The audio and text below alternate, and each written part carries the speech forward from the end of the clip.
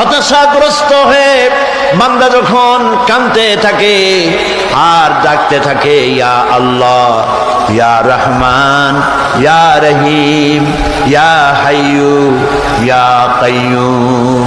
একটুখানি তাহাজ্জুদে ওঠেন, গভীর রাত্রে ঘরের সবাই যখন ঘুমানো, আপনি তখন উঠুন, উজু করে একা একই রুমের ভিতরে ঢুকে তাহাজ্জুদের নামাজ আদায় করে চোখ বন্ধ করে যদি ডাকতে থাকেন মধুর সুরে, ইয়া আল্লাহু, ইয়া রহমানু, ইয়া রহিমু, ইয়া হাইয়ু, ইয়া কাইয়ুম।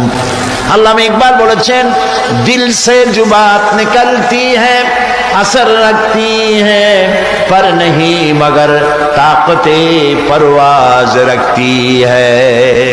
দিল থেকে যে কথা উচ্চারিত হয়, মুখের কথা আর মনের কথা ভিন্ন রকম।